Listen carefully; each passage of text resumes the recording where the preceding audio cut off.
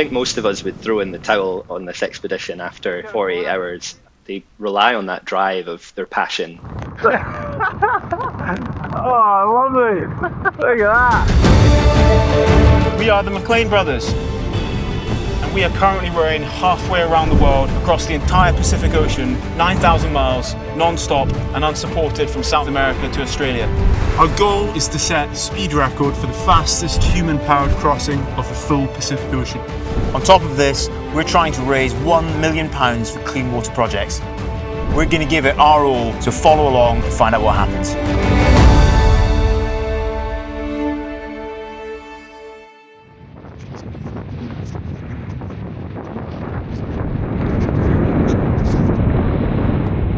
Day 66 on the Pacific. Last night picked up big time. Probably the biggest waves we've had. I think you know, at times easily a 5 meter swell. Second night shift at it's probably about 4:15 a.m. I'd just taken over from Jamie. It was pretty hairy. Jamie had moved up to the kind of bow position. I could see the kind of moonlight shining on this big mass of water towards the boat. Usually when you get into the plane, you know, if you hit a wave correctly and you get an oar stroke in, you can get the boat up into a plane, but normally it's only for like a second or two, and the boat takes off and you can go pretty fast. This wave, honestly, it felt like I was going for like 5 seconds at least in the plane. Yeah, the boat's moving 20 miles an hour at least. The bow of the boat obviously hit the trough of this wave, stabbed into the wave, and water, just like this waterfall, came right over the bow and soaked me. Jamie had the door, just like a little crack in the door for ventilation. He got absolutely drenched as well.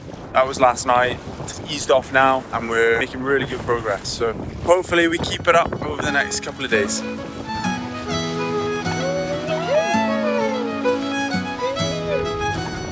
I have some experience working with elite athletes, and none of them are like the McLean brothers at all. Well, the day is here. The day for hull cleaning. Time to eat the frog. Diving into the frog. Ewan's diving head first into the frog. The McLean brothers are very professional in some ways. They are incredible athletes. My concern, having known them for many years, I think anyone who knows the McLeans know that they don't really recognise risk. Graceful as ever. Jamie's brushing his hair. Jamie, you're on shark watch. You alright?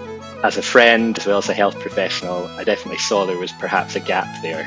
I had the conversation with Lachlan and I asked him, who's going to cover your medical and safety side of things? And he gave me a sort of blank look and he said, well, you could do it if you want. So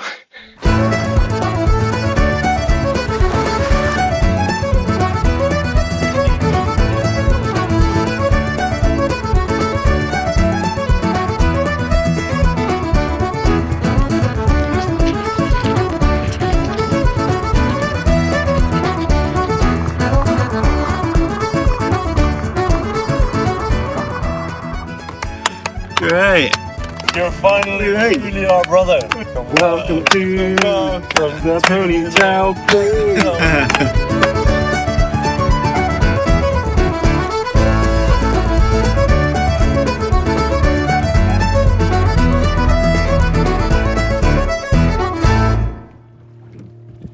Too bloody hot.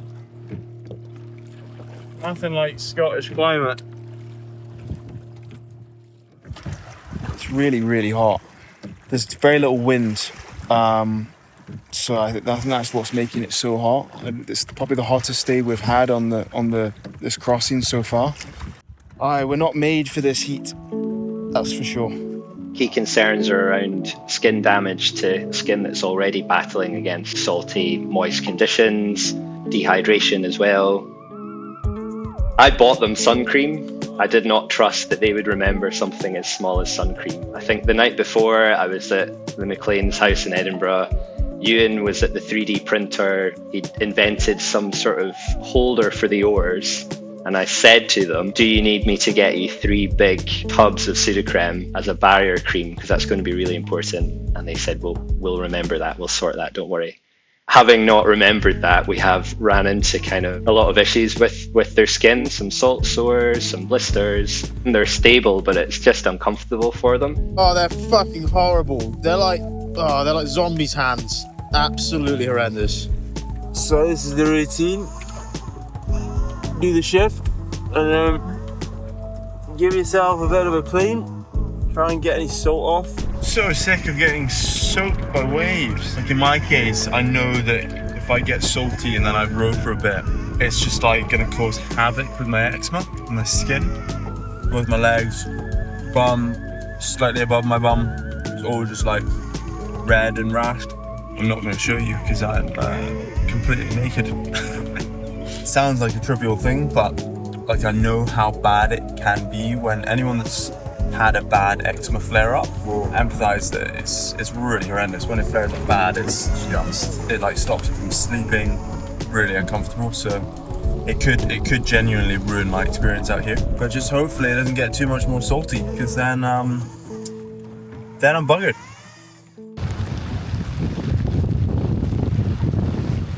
3:30 in the morning. Woken up for my second night shift, day 71. And it is a wild evening. We've got a lot of spray coming over the boat. Kind of two converging swells, which are sort of perpendicular to one another. But yeah, it's pretty wild. How is it? Pretty wild. Is it wet? Yeah, very wet. Just what you want to hear. Ah. Lovely, lovely. I think I didn't quite realise what I'd taken on looking after friends, not just athletes. We had a meeting and I had a massive list of equipment and medicines that I would like to take. And I think their list maybe had 2 or 3 things on it. We managed to get an agreement in terms of what to do. So it's a very basic kit that they have there. Medicines can be quite risky depending on where you travel through. When they landed in Peru, the sniffer dog did sit down next to the medical bag, and we thought that we were going to have an absolute disaster, only to learn that Lala had put a banana in the medical bag.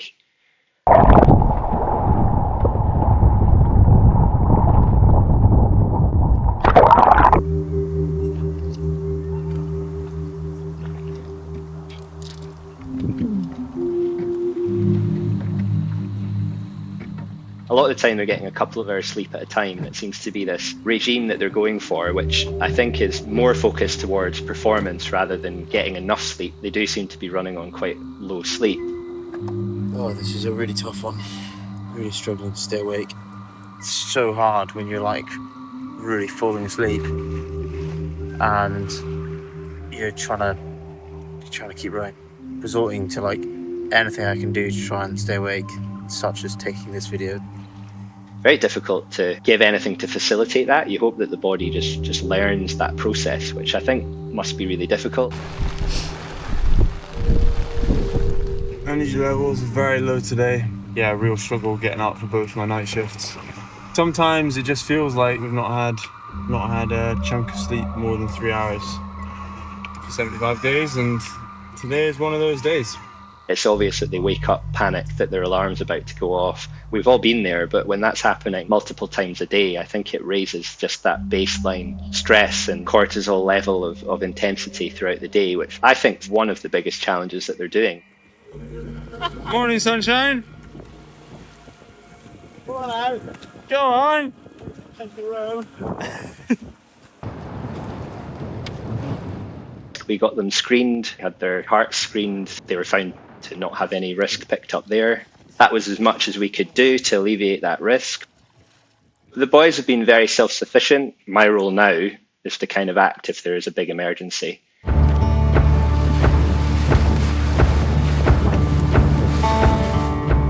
lot of people are seeing a massive expedition, a huge physical endeavour, a huge mental endeavour, a sacrifice of time, a pause on relationships.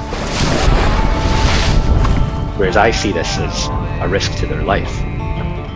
The situation they're in, if something bad was to happen to them, they are weeks away from being retrieved.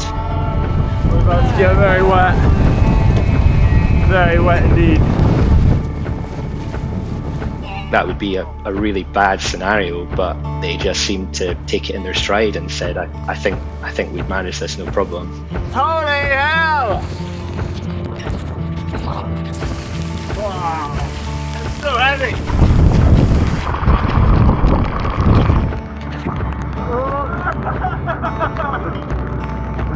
Day 75 on the Pacific Ocean. We get hit by some big squalls whilst we're in the South Pacific convergence zone. So heavy! At least you get a bit of a shower. It's almost like having three really young, energetic puppies that you just need to sort of herd them into roughly the right direction and they'll do their thing. We have hit 5,000 miles, which means we get a 1,000-mile treat! Woohoo!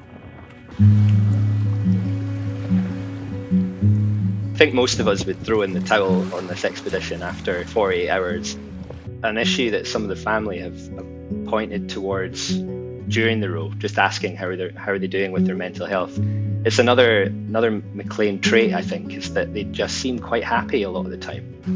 We are from here, so for day 76, 77, 78, we're doing 3 days of silence. We won't be speaking to each other at all.